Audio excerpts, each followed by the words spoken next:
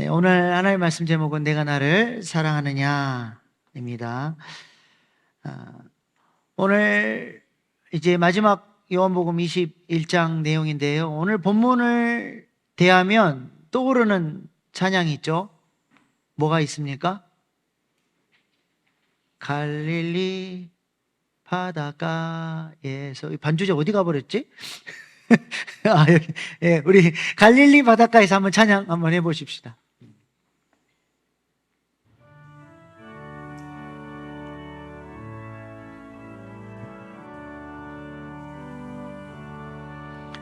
갈릴리 바닷가에서 주님은 시몬에게 물으셨네. 사랑하는 시몬아, 넌 날 사랑하느냐? 오 주님, 당신만이 아십니. 한 번 더 합시다. 갈릴리 바닷가에서, 갈릴리 바닷가에서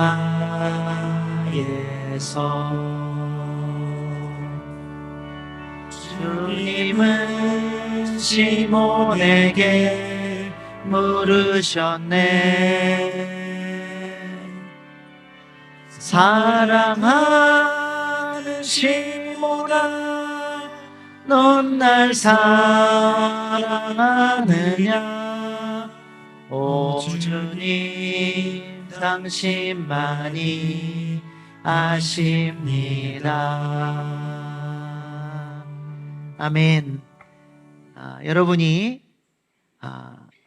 예수님께서 여러분에게 넌 나를 사랑하느냐 물어보시면 여러분은 우리 주님께 뭐라고 대답하실 수 있을 것 같습니까? 오늘 그 이야기를 해보려고 합니다. 예수님은 죄책감을 안고 갈릴리 바다로 돌아온 베드로에게 찾아오셨죠. 그리고 베드로를 만나주시고 위로하시고 그에게 첫사랑을 회복해 주셨습니다. 우리가 지난 시간에 예수님께서 베드로를 어떻게 그에게 첫사랑을 회복시키셨는지 우리가 말씀을 나눴습니다. 그리고 갈릴리 바닷가에서 예수님께서 손수 밤새 수고한 제자들을 위해서 아침상을 이렇게 마련하셔서 와서 먹으라. 마치 사랑하는 엄마가 잘못하고 돌아온 아들, 엄마한테 혼날까 조마조마하는데 엄마가 아무 말씀 안 하고 누구야 밥 먹어라 그러면 마음이 싹 녹는 거죠. 예수님이 그렇게 따뜻한 밥상을 차려주십니다. 이때 베드로가 우리 주님의 그 사랑을 경험하고 잃어버렸던 첫사랑을 회복하고 우리 주님이 차려주시는 밥상을 먹을 때 어떤 표정이라 그랬어요? 사진 한번 띄워주세요. 예. 눈물 젖은 빵.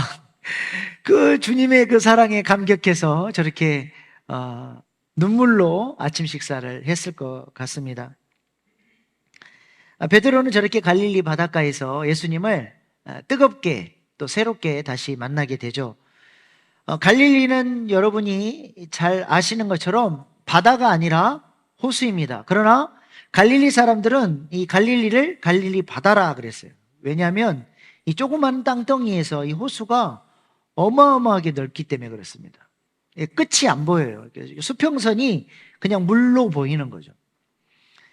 가로 길이는 긴 곳은 12km, 짧은 곳은 8km, 위아래는 21km나 되는 굉장히 큰 호수입니다. 그리고 저기 여러분 보시는 사진으로 왼쪽 편으로 큰 산맥이 있어요. 그래서 그 조그만 산맥에서 그 좁은 통로에서 강한 바람이 돌풍들이 불어옵니다.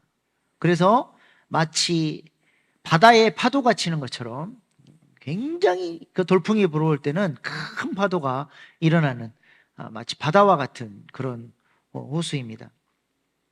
예수님은 저 갈릴리 호숫가에서 이제 제자들과 함께 식사를 하시죠.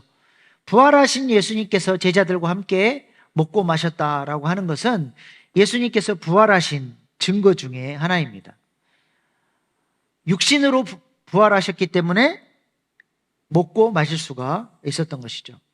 그리고 제자들과 함께 이 아침 식사를 하시면서 그 식사 도중에 예수님께서는 베드로에게 사랑하는 시몬아, 베드로는 예수님께서 시몬을 부르시고 그에게 베드로라는 이름을 지어주셨죠. 근데 시몬이라는 이름은 원래 베드로가 갖고 있었던 자신의 이름입니다.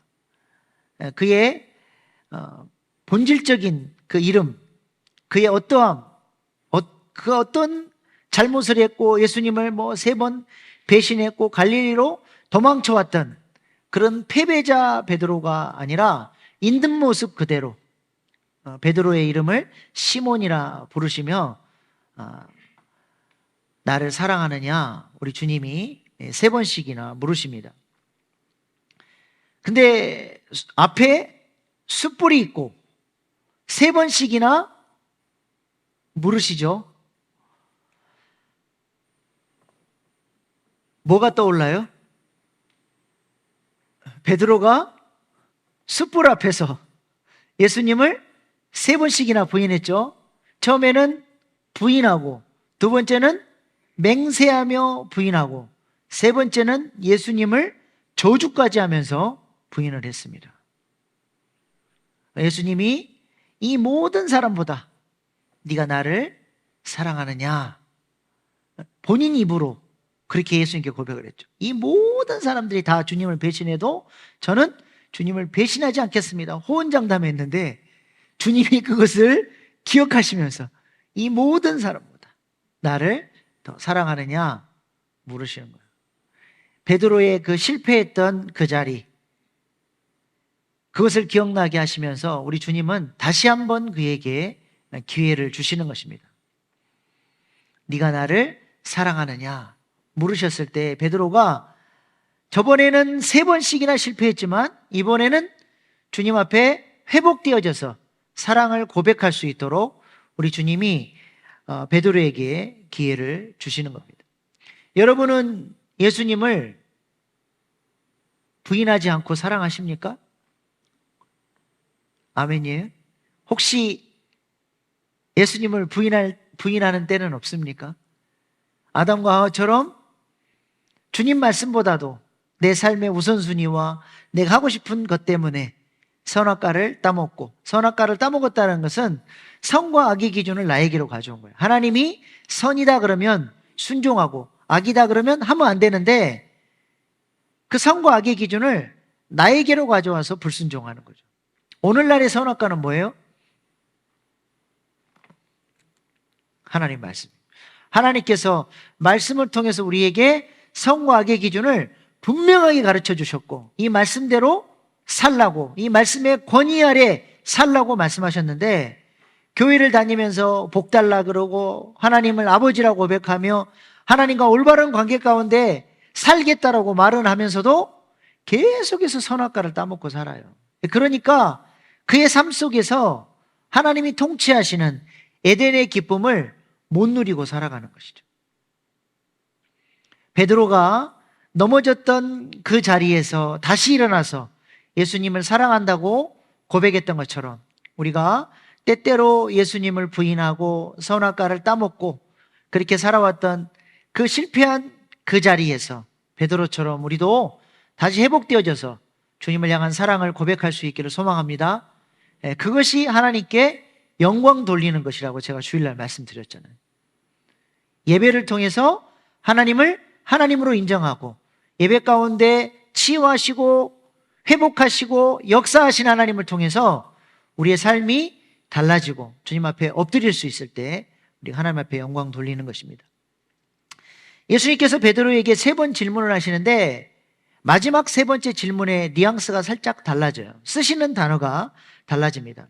처음 2번은 네가 나를 사랑하느냐라고 할 때 그 사랑은 아가파오 사랑, 아가페의 사랑으로 네가 나를 사랑하느냐 물으셨는데 마지막 3번째는 우리 주님께서 필레오라는 단어를 사용하시면서 네가 나를 사랑하느냐 그렇게 물어보셔요.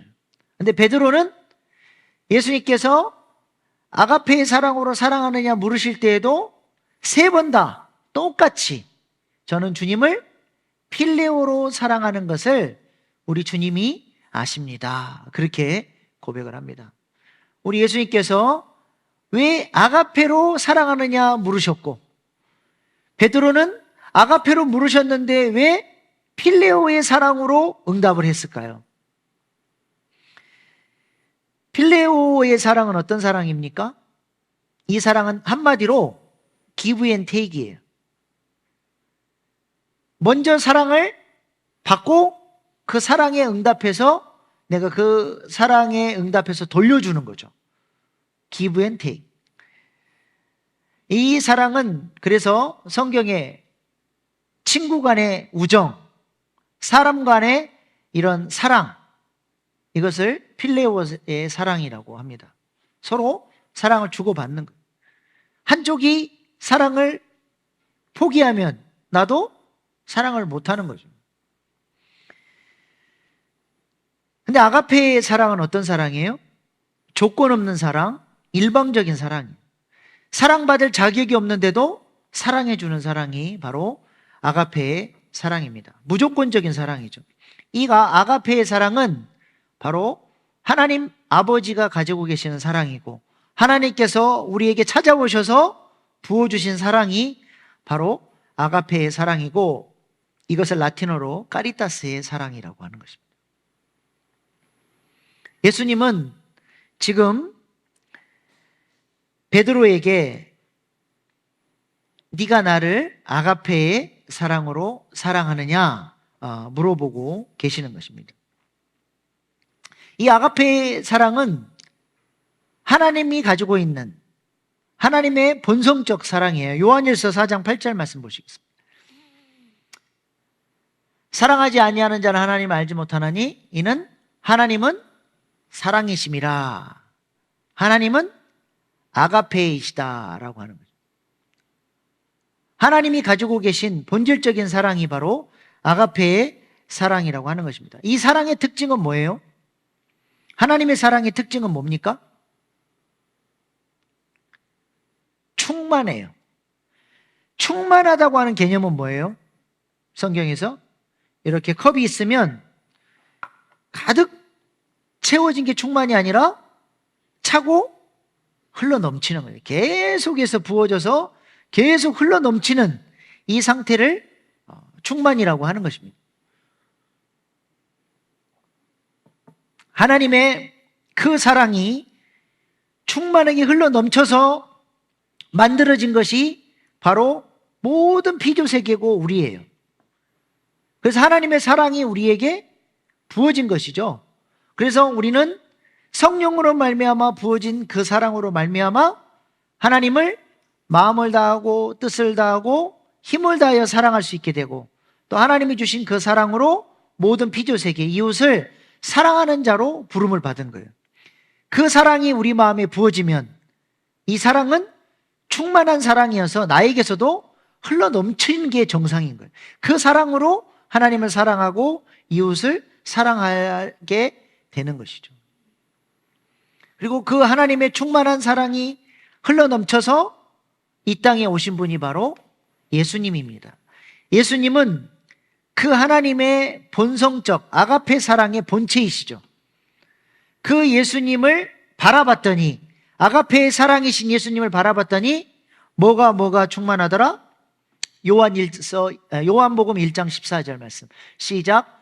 말씀이 육신이 되어 우리 가운데 거하심에 우리가 그의 영광을 보니 아버지의 독생자의 영광이요 은혜와 진리가 충만하더라.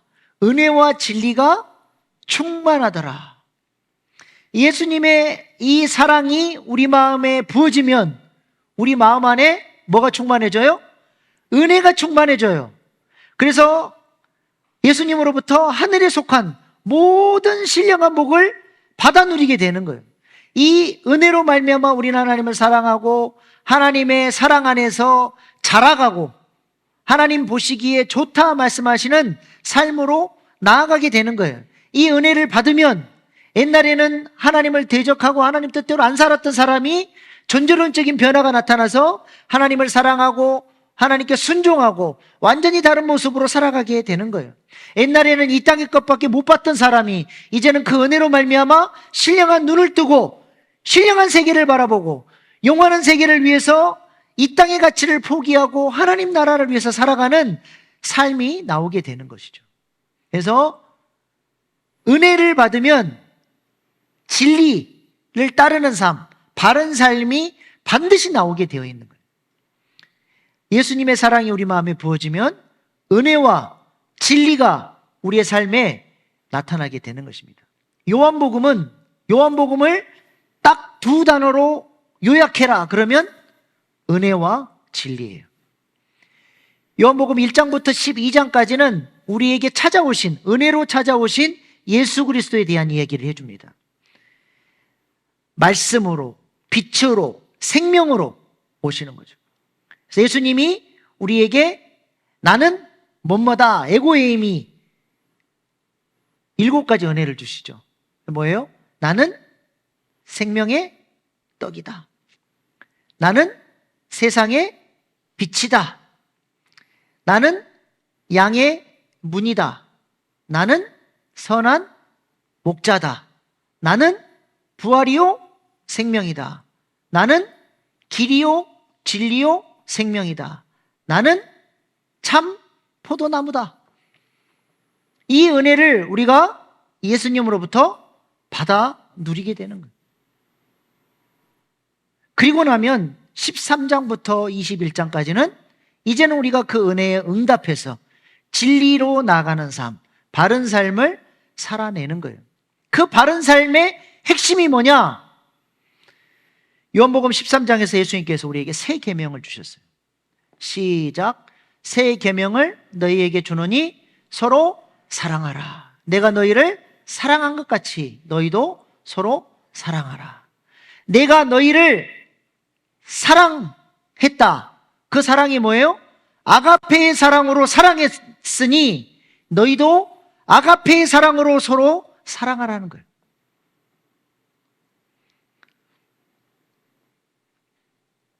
그래서 사도 바울은 고린도전서 14장 1절 말씀에 우리가 사랑을 추구해야 된다는 거예요. 저기가 좀 번역이 조금 마음에 안 들어요. 저거를 원어의 그 의미를 살려서 직역을 하면 사랑으로 하여금 내 인생의 최고의 가치가 되게 하라. 그런 의미입니다. 내가 늘 구하고 우선순위를 두고 소중하게 얘기해야 될 게 뭐예요? 그 사랑이 내 마음 가운데 충만하게 채워져서 내가 그 사랑으로 섬기고 살리고 우리 주님께서 이 땅에 계셨다면 하셨을 그 사역들을 감당해내는 것, 그것이 우리가 인생 최고의 가치로 여겨야 할 바른 삶이라고 하는 것입니다. 그래서 예수님은 베드로에게 그 아가페의 사랑을 주셨기 때문에 베드로에게 아가페의 사랑을 요구하신 거예요. 내가 준 사랑으로 네가 아가페의 사랑으로 나를 사랑하라고 요구하신 것이죠. 그런데 베드로는 뭐라고 고백했어요? 아가페의 사랑이 아니라 필레오의 사랑으로 응답을 하죠. 왜 그렇습니까? 원래 베드로는 어떤 사람이었어요? 다른 모든 사람들이 주님을 배신해도 나는 끝까지 아가페의 사랑으로 주님을 사랑할 자신이 있습니다. 큰 소리 땅땅 쳤던 사람이에요. 근데 박살이 나버렸어요. 3번씩이나 예수님을 배신하고 자기 의로, 자기 힘으로 아가페의 사랑으로 주님을 사랑할 수 있는 능력이 자기에게 전혀 없다는 것을 깨달은 거예요.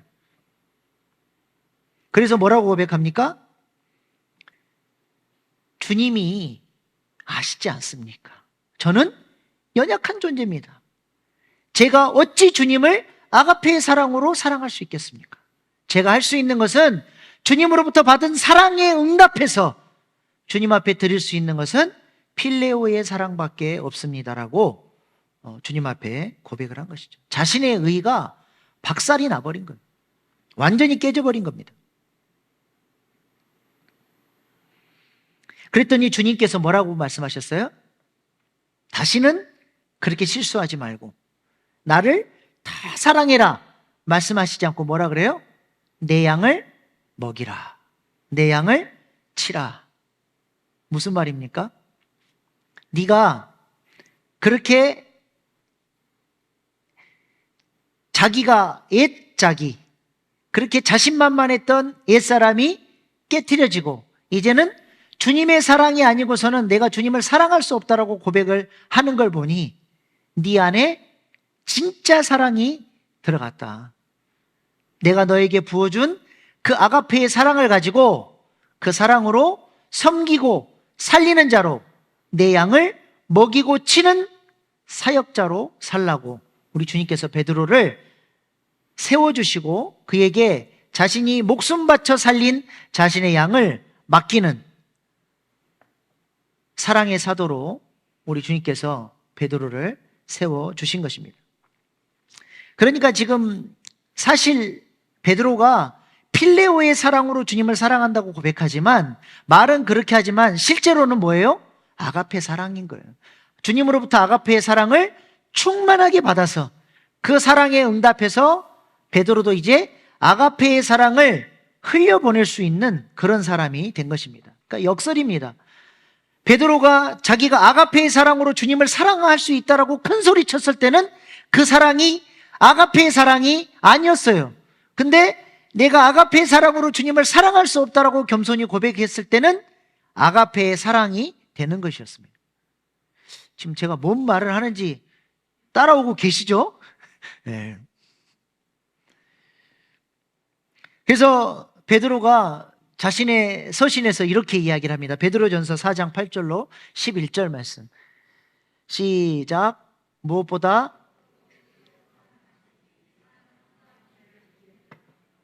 서로 대접하기를 각각 은사를 받은 대로 하나님의 여러 가지 은혜를 맡은 선한 청지같이 서로 봉사하라. 만일 누가 말하려면 하나님의 말씀을 하는 것 같이 하고 누가 봉사하려면 하나님이 공급하신 힘으로 하는 것 같이 하라. 이는 범사의 예수 그리스도로 말미암아 하나님의 영광을 받으시게 하려 함이니 그에게 영광과 권능이 세세에 무궁하도록 있느니라. 아멘. 앞으로 한번 다시 돌려주세요. 8절. 베드로전서 4장 8절. 네. 무엇보다 어떻게 해요? 뜨겁게 서로 사랑할지니. 저 사랑이 무슨 사랑이에요? 내 안에서 타락한 본성에서 나오는 사랑이 아니라 하나님으로부터 부어준 아가페의 그 사랑으로 사랑을 해야 한다. 서로 대접하기를 원망 없이 하고. 저기가 뭐예요? 제가 그렇게 강조하는 저 대접이 뭐예요? 환대예요, 환대. 하나님으로부터 내가 무조건적인 환대를 받았으니 지체들을 그렇게 환대하는 거예요. 내가 낮아져서 섬기는 자의 모습으로, 우리 예수님께서 종의 모습으로 낮아진 것처럼 그렇게 낮아져서 섬기는 자가 되어야 한다는 거예요. 그렇게 은사를 받은 대로 은혜를 맡은 선한 청지기같이 서로 봉사하라. 은혜는 누가 주세요? 은혜는 누가 주십니까? 하나님이 주셔요. 근데 하나님이 직접 주시는 게 아니고 누구를 통해 주셔요? 은혜를 맡은 선한 청지기의 섬김을 통해서 주신다는 거예요. 은혜는 하나님이 주시지만 사람의 섬김을 타고 하나님이 은혜를 주시는 거예요. 어떤 집사님이 지금 은혜에서 미끄러져서 넘어져 있을 때 누군가가 찾아가서 그를 위해서 기도해주고 힘내라고 권면해주고 또 먹을 것도 갖다 사다 주고 그렇게 그 섬김을 통해서 마치 그 사람에게 하나님 은혜를 맡긴 것처럼 그 사람의 사랑의 섬김이 흘러들어가서 아가페의 사랑이 흘러들어가서 쓰러져 있던 그가 일어나게 되는 것입니다. 예배를 통해서 제가 여러분을 지금 섬기고 있는 거예요.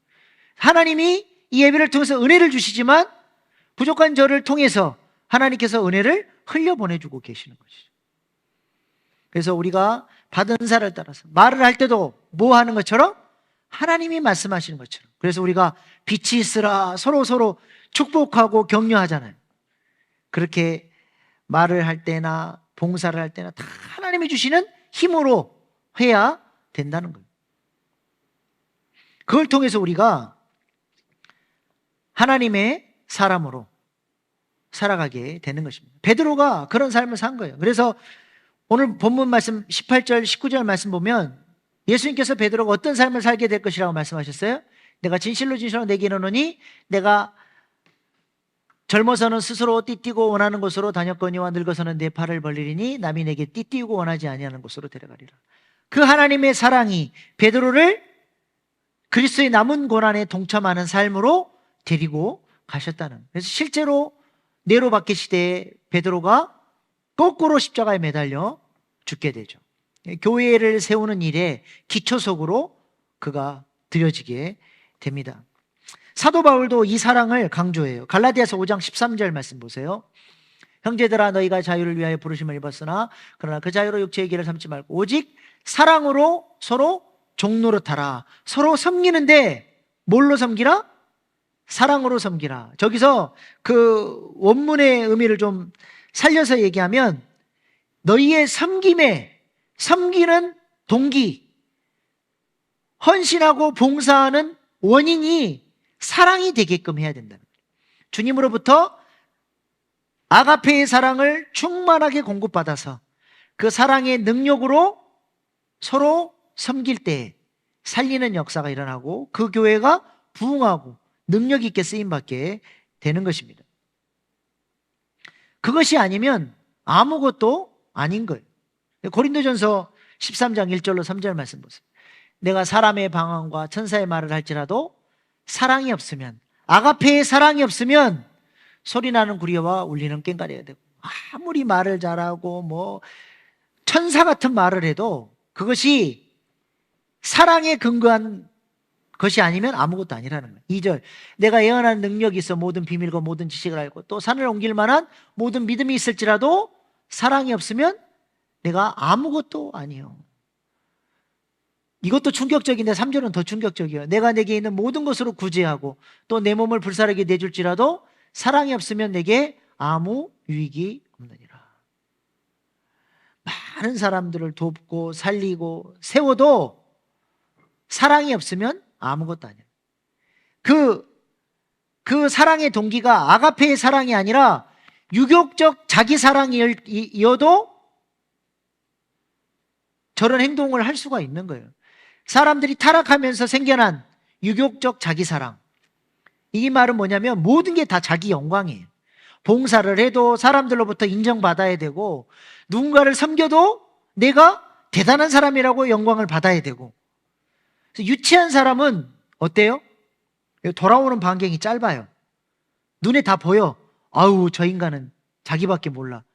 이게 눈에 보이는데 고상한 타락한 사람은 어때요? 돌아오는 반경이 넓어요. 막 돕는 것 같고 사람들을 세우는 것 같고 막 하는데 결국에는 돌고 돌아서 누구에게로 와요? 영광이 나에게로 오는 거예요. 그거는 아무것도 아니라는 거예요. 그래서 마태복음 7장 22절 23절에 우리 주님 뭐라 그러셨어요? 그날에 많은 사람이 나더러 이르되 주여 주여 우리가 주의 이름으로 선지자 노릇하며 주의 이름으로 귀신을 쫓아내며 주의 이름으로 많은 권능을 행하지 아니하나이까 하리니 그때 내가 그들에게 밝히 말하되 내가 너희를 도무지 알지 못하니 불법을 행하는 자들아 내게서 떠나가라 하니라. 아가페의 사랑의 힘으로 한 것이 아닌 것은 하나님과 아무 상관이 없는 거예요. 그 대표적인 사건이 우리가 창세기 강에서 살펴봤던 것처럼 아브라함이 자신의 힘으로 낳은 아들이 누구예요? 이스마엘이에요. 그 자신의 힘으로 자기 의로 낳은 아들은 다 쫓겨납니다. 그리고 믿음으로 은혜로 아버지의 사랑으로 낳은 아들 은혜의 열매 이삭만 하나님 앞에 기업의 아들로 하나님이 계수하시는 거예요. 우리가 주님 앞에 섰을 때 두 가지 열매를 내어놓게 되는 거예요. 아가페의 사랑으로 충만하게 채워져서 그 사랑의 힘으로 내어놓은 열매 이삭, 내 힘으로 권사니까 교회 직분을 맡은 자니까 하기 싫은데 권사님 오늘 나와서 특송해야 돼. 아이고 피곤한데 권사님 없으면 안 돼. 나와. 억지로 끌려 나와서 한 거 하나님 앞에 아무 의미가 없다는 거예요.